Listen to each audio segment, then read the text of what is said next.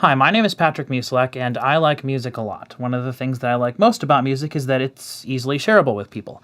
And so what I wanted to do with this video was to share with you guys my 13 favorite albums of 2013. Normally when I do something like this, I would upload a video to YouTube that just has little samples of a song from each of the albums, but I did that last year and it got flagged for having copyright material. So this year, I'm just going to show you guys the album, talk a little bit about it, and then if it sounds like something you like, go down to the description of the video and find the corresponding artist, click on the link, and it will take you to a video of their music. You'll be able to hear what it sounds like, see if you like it for yourself.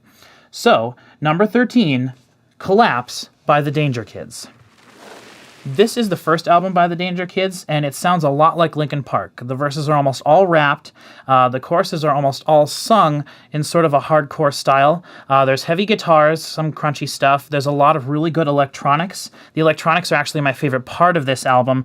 It reminds me a little bit of the band Inner Party System, so if you know who that is, you know kind of what to expect sound-wise. Basically think Linkin Park mixed with a sort of a generic hardcore band. Number 12 is Gary Numan, yes, Gary Numan, Splinter, Songs from a Broken Mind.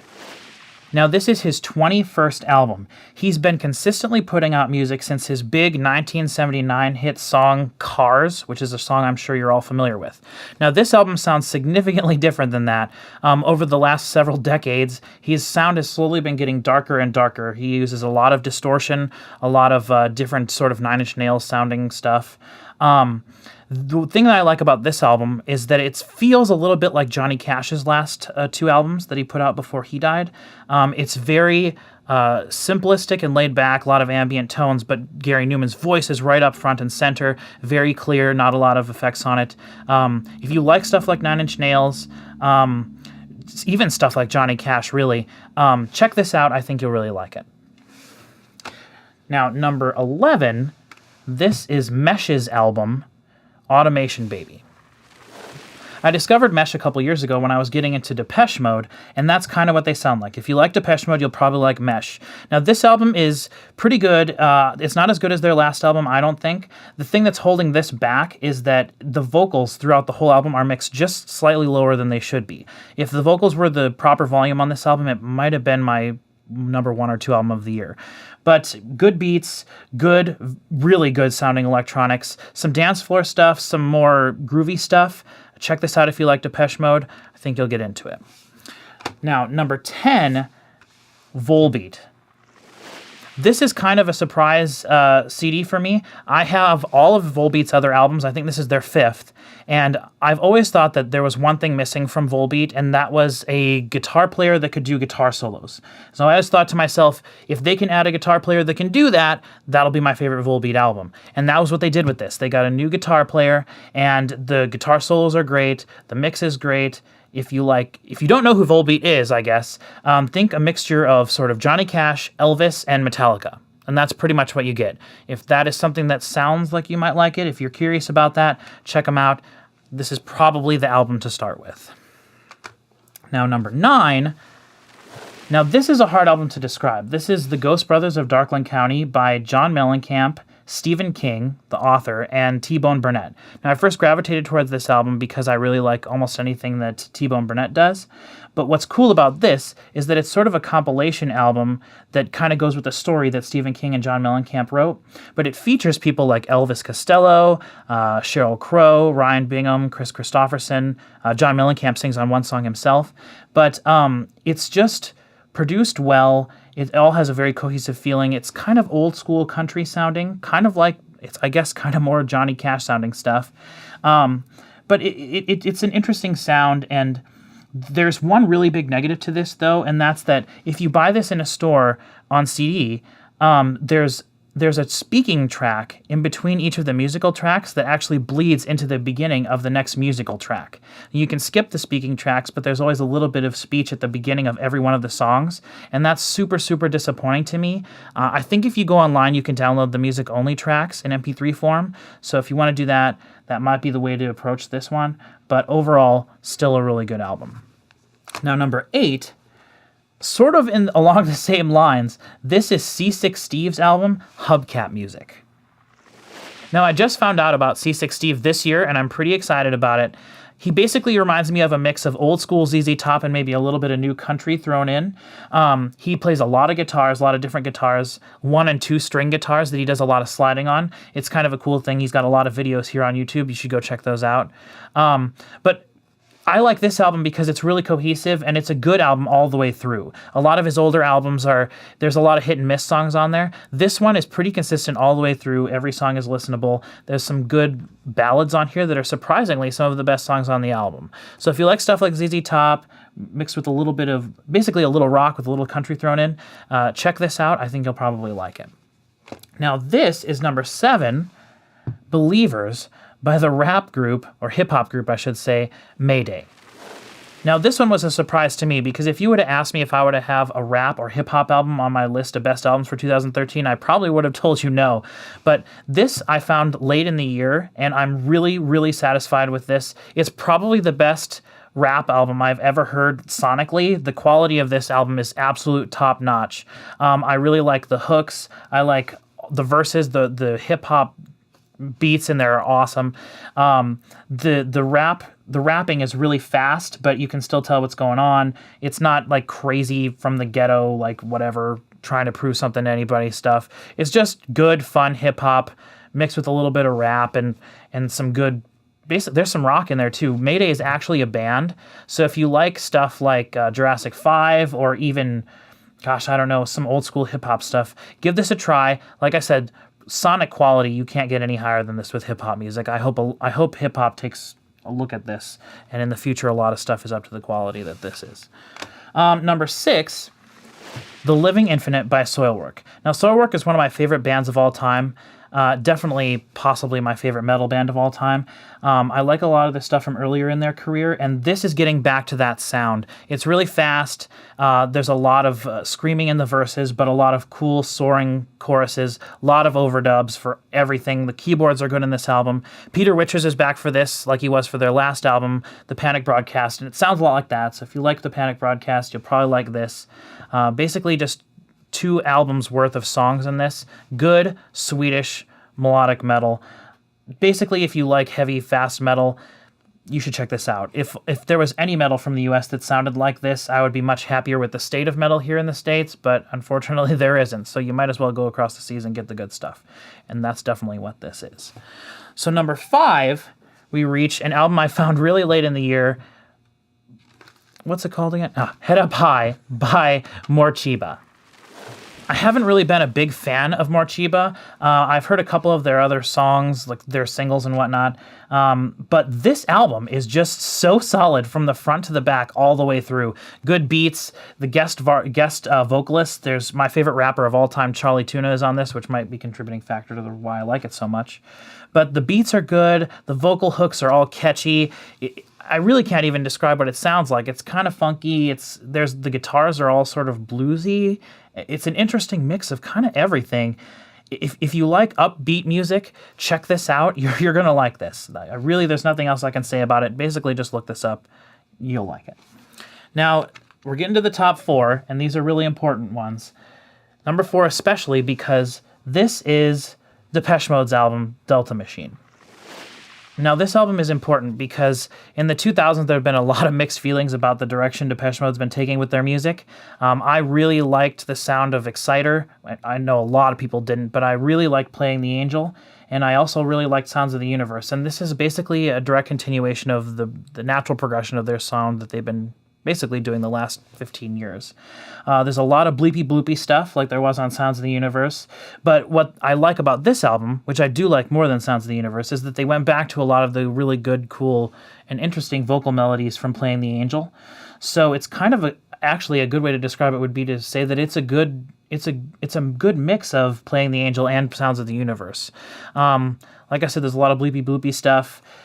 This is the deluxe edition that I recommend you get if you can, because it's got a bonus disc of 4 extra songs, and the 4 bonus songs are just as good as the rest of the album. So do that if you can. But if if you're only a fan of Depeche Mode's earlier stuff, this isn't going to convert you to the new style of Depeche Mode, but I highly recommend it to people that are liking the direction electronic music is taking just in general music. Electronic music is finally getting popular, and I think one of the big reasons for that is sort of Depeche Mode and the way they've kind of, their sound has evolved over the last 10, 15 years. So if you like the direction electronic music is heading in, with a lot of distortion and a lot of running signals back through analog boards and through different amps and stuff, check this out, because these are the guys that started that, and they're the guys that do it the best still today. So, number 3, Goldkinder by the band We Butter the Bread with Butter. Now, this is probably a band that a lot of you haven't heard of. The best way I can find to describe their music is to take a little bit of Depeche Mode, mix it with some hardcore music, and then throw in a little bit of the Sonic the Hedgehog soundtracks.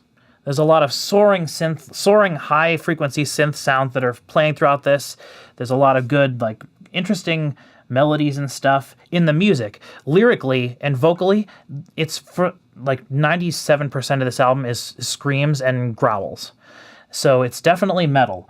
But there's just an extra thing to this band and this album that makes it feel less metal. The guitars sort of take a second back seat to the electronics, and I like that on this. I love the lead singer's got a really unique voice, and he uses it in a really unique way, but it's not annoying. A lot of metal can get really annoying, and this is definitely not annoying. Really, really good electronics. So check this out if you like things like, I don't even know what you would compare this to. Definitely nothing in the United States. Basically, just check this out. Now, number 2, an album that you're going to hear a lot about in the coming year, AM by the Arctic Monkeys. This is going to be all over the place this year. It's going to be just everywhere. You're going to get sick of this. The songs are going to get overplayed, but that doesn't take away from the fact that this is just one of the most amazing things I've ever heard. If you like the Black Keys' last 2 albums, Brothers and El Camino, then buy this. Just stop watching the video and go buy it now, because it's that good. It sounds just like a combination of the Black Keys' last 2 albums. The beats, the hip-hop feel of Brothers with the sort of rock, sort of pop mentality and like backgroundy vocalness of El Camino is mishmashed into this, and it's just amazing. The singer has a really interesting way. His voice is really unique and interesting, but he also has a really interesting way of phrasing what he's saying. He doesn't end a sentence when you think he's going to end a sentence. Very interesting. Musically, this is interesting. If you're into like the musical side of this, there's a lot of complex stuff going on in this album, but it sounds really simple. If you like the Black Keys, just get this. It's amazing. I don't even need to tell you any more about it, because you're going to hear basically everything off this album all year. It's going to be in commercials probably. It's going to be all over the place. So try not to get too sick of this. But remember, I probably told you about it here first. So give me credit for that. Now, number 1 album of the year, this is Yoshu Fukushuu by the band Maximum the Hormone. And this is really interesting because this is their 3rd, maybe full-length album, but they've never released any music in the United States. They're a Japanese band, if you couldn't tell by the title of the album. And they're sort of a mix of, it's hard to explain. People online always say that they sound like sort of a faster System of a Down, and I see where they get that from, but I don't like that analogy, because System of a Down, while being playful and fun at times, is also sort of politically driven, and some of their music seems derivative and all that stuff. These guys feel fresh the whole time, and it's just incredibly fast vocals. The band consists of one guitar player, 1 bass player, 1 drummer, and a guy that just does vocals. The guy that just does vocals does all the screaming and yelling vocals. The guy that plays guitar sings most of the lead male vocals. The girl, the drummer is a female, and she does a lot of background vocals. And then the bass player occasionally does background vocals too. So they all sing. It's a giant wall of sound that comes at you the entirety of this album. It's funny. It's just a good album all the way through. Now this is, I'm excited to show this to people, because this is an actual physical copy of the CD that not a lot of people have seen. Like I said, it's never been released in the US. and this is actually, it's not even a deluxe edition. It's just actually the regular edition. I think this is the only version you can find, and I spent quite a bit of money on this. But it's basically the CD and sort of a DVD-looking case, but it also comes with like I think like a 70-some page manga as well. So it's kind of an interesting thing. It's got all the album lyrics and stuff in here. It's all Japanese, but it's really interesting to look at. It's a cool package. I'm excited about this. A lot of people that are watching this video probably won't like this very much, but if you like metal, if you like interesting music, and you're willing to give new stuff a chance, look this up, and I think you'll probably be pleasantly surprised with how much you like it. So that's the #1 album of the year for me. This year I thought was a really good year overall. I was really satisfied with everything. I was forced to actually listen to the radio a lot this year, and I was pretty happy with a lot of stuff I heard on there. And that's kind of even, well, that's not really how I found any of this stuff, but that's not really the way I find music. Well, hopefully in listening to this and seeing all these bands, you found something that you like. And if you do like it, remember in the description of the video, there's a link to a video or some music at least of every one of these bands. So if something caught your fancy and you want to check it out, go down there, click the link, see if anything strikes you. If you like it, I definitely recommend getting the albums. They're all full and solid all the way through. Thanks for watching all the way through. If you want to see a little bit more, click over here. And you'll see a bonus video of me talking about a little bit, some more music that I liked this year and found, not necessarily stuff from this year, but basically what I liked and was listening to the most this year. And thanks for watching. Outtake! Okay. Is my mustache all in the correct position? No hairs askew? Right. Okay. That's fine. My hair is okay? I did bring a hat. Don't wear that. You're fine. The hat's okay. I can show you the hat. Does it say time for chili? No. Oh, yes, there's that hat that you like to wear. Well, I've only worn it once anywhere ever. If you just so happened to be there when I wore it, I apologize for it being offending you in some manner. No. Put it on. I think I've seen you wear that hat before, or similar hats. Stupid. I don't know. Doesn't go with the shirt, maybe? It's fine with the shirt. I don't care about that. I'm just commenting on the way it sits on your head. It seems like it comes out really far. It does, and it does. Mm-hmm. Quite shelfy. Yeah. I can be like more of an artist a little bit. I can be more of a engineer.